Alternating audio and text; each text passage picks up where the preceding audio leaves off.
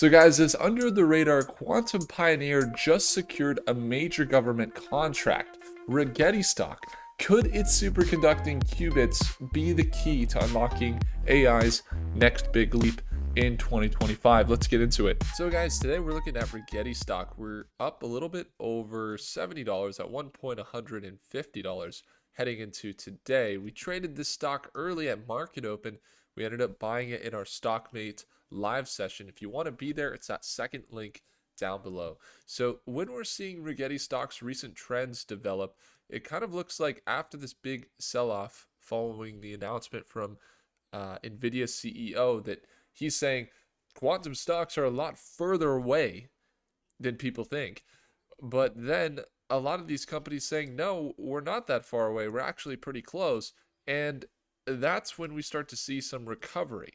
Then there's a lot of changes in the direction of Rigetti. It starts to recover. We start to see it make these higher highs and continue what looks like a trend that it had mapped out previously. So when we see at what this looks like on the near term, if we get back to this previous resistance here, that's a 20% increase, getting up to this rising resistance, which could be possible, would be about a 45% increase, and then previous highs would put us a little bit over 60%. So this is a shorter term trade, though. I don't know that we're going to be holding that long.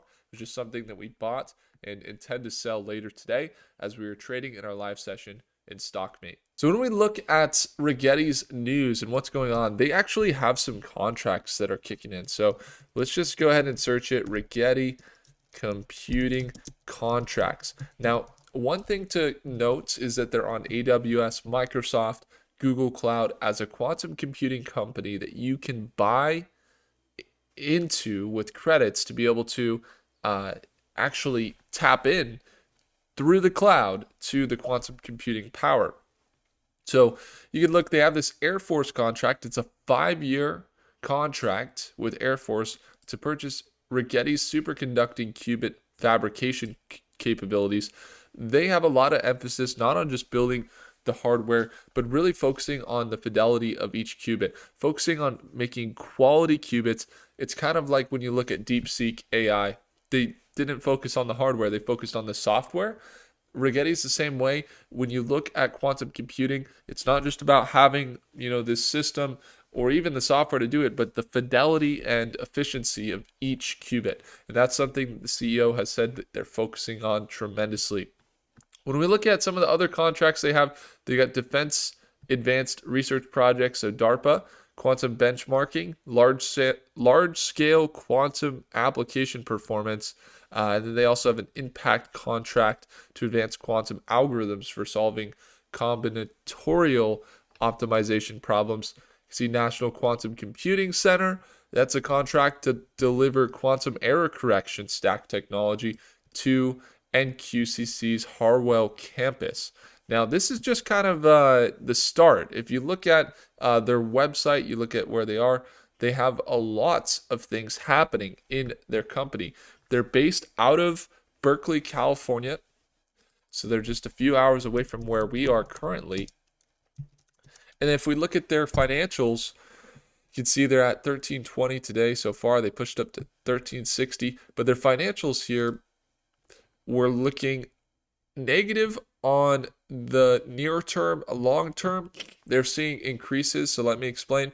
Their net income's negative 14 million. So there is a lot of buying what could be here. That's because you have Vanguard, you have BlackRock, and State Street, and I think Schwab as well. But one of their biggest investors is NVIDIA. So the biggest chip maker and supporter of the infrastructure for the AI boom that we're seeing is NVIDIA, and they're one of the main investors in this company, Rigetti Quantum Computing. And so while their negative net income is there, you see a lot of interest, and the year-over-year return or the year-over-year increase in net income is 33%. So they are starting to improve. Net profit margins went up 12% from that negative 620%. And you can see their earnings per share, they have been missing it. It's not something that you look at and you say, wow, those are financials that make me want to buy. That's not why anyone would buy this company. The main key to this stock, and why, even though we trade it on the short term, we're looking at it in the long term. You guys can see I'm in this trade on the short term, but we invest in companies that are intrinsically going to experience tremendous growth, and that's really what we've seen. I mean, the past year, we saw Rigetti stock down to $1 a share, went up to $21 at one point, and now it's hovering here around that $10 to $12 price point. The other thing is if you look at the market cap, they're just a $3 billion market cap. Now, some people might say, well, that's already pretty big, but it's important to also factor in some of the other companies.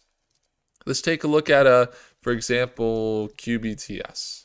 QBTS is 1.7 billion. So Rigetti's a little bit bigger than this quantum computing company that is revolutionizing the way that technology or quantum computing is used in large-scale businesses, and they're plugged into a lot of them. You can check that out. We have other videos on that. The other one was IONQ. We got to meet with Microsoft. We got to meet with IBM, as well as IONQ when I went to the CES conference in Las Vegas, just days after NVIDIA's Jensen's comments on quantum computing.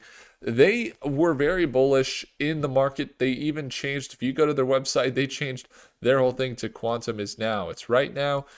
It's not in 10, it's not in 15 years ago. They just got a new contract with United Arab Emirates Technology Innovation Institute. You can see some of their investors. NVIDIA has invested in most of these companies and partnered with a lot of them, and you can see them on Microsoft Azure, Google, as well as AWS. So this is where the market cap gets interesting, because we're looking at what is an $8.5 billion market cap, essentially. So if that's the market cap here, and Rigetti is, let's say, on the way, I don't know what to say other than just by equilibrium, we could see this company grow. Equilibrium is going to play a key role in this industry, and we'll see if IONQ shrinks down or if we see the widespread industry start to continue to grow. We know that we have a Fed meeting today that's going to possibly impact the market. Most likely we'll see some interest rates go in the same direction they are right now, and we won't see any hikes or any cuts, which most likely won't affect the market massively, but it could if they go another direction. So we're going to be going live today, 2 p.m. Eastern time. If you guys get this video to 100 likes, that's all I'm asking. Not 500 like we've gotten in the 100 likes. We're going to go live, and I just need to know the interest is there. And I already got some commitment from some stock mates at Market Open today. So that's an exclusive live stream we're doing. But we'll make it public if you get enough interest here on this video for going live to see what's up with the Fed, how that's going to impact the market at 2 p.m. Eastern time if you want to be there.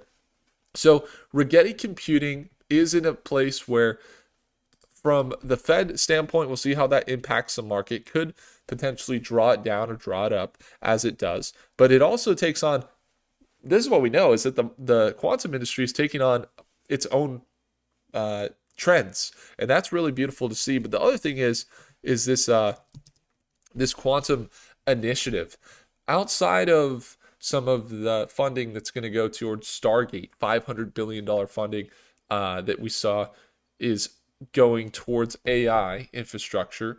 You saw Larry Ellison talking, as well as Sam Altman, and you also saw Trump basically lay out what that future looks like for that investment. But you also, on top of that, you got I think is this the article? No, let's see. $2.7 billion Quantum Initiative Reauthorization Act. If this goes in and this gets passed, which it already got passed in the past, I've said that before.